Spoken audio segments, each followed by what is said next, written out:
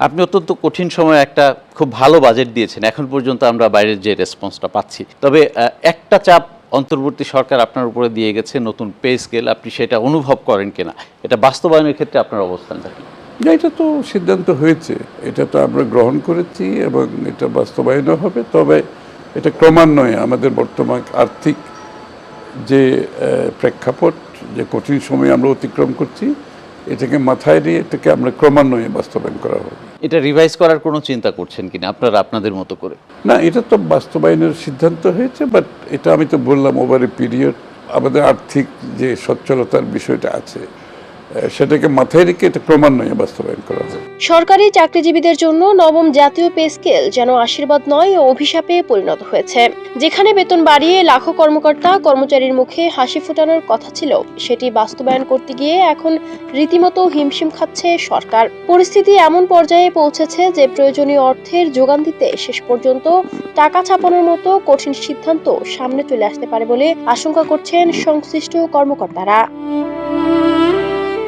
জানা গেছে, অন্তর্বর্তী সরকারের শেষ সময়ে চূড়ান্ত হওয়া নবম জাতীয় পে স্কেলের সুপারিশ বাস্তবায়ন করতে চলতি 2026 থেকে 27 অর্থ বছরেই সরকারের অতিরিক্ত প্রয়োজন হবে প্রায় 1,06,307 কোটি টাকা। কিন্তু দেশের বর্তমান অর্থনৈতিক বাস্তবতায় এত বিশাল অঙ্কের অর্থ কোথা থেকে আসবে, সেই প্রশ্নের স্পষ্ট উত্তর এখনো খুঁজে পাওয়া যায়নি। ফলে সরকারের নীতি নির্ধারণী মহলে শুরু হয়েছে টান টান হিসাব নিকাশ।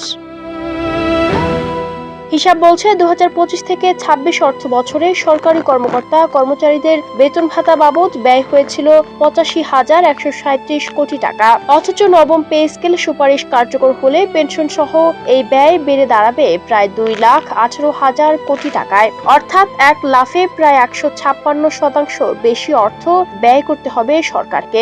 অর্থনীতিবিদদের মতে এমন ব্যয় সামাল দেয়া বর্তমান অর্থনৈতিক পরিস্থিতিতে মোটেও সহজ নয়।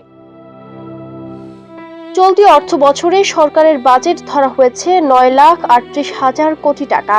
এর মধ্যে পুরনো বেতন কাঠামো অনুযায়ী বেতন ভাতার জন্য বরাদ্দ রয়েছে প্রায় 89,338 কোটি টাকা। কিন্তু নতুন পে স্কেল কার্যকর হলে পরিচালন ব্যয়ে আরও প্রায় 1,30,000 কোটি টাকা যোগ হবে।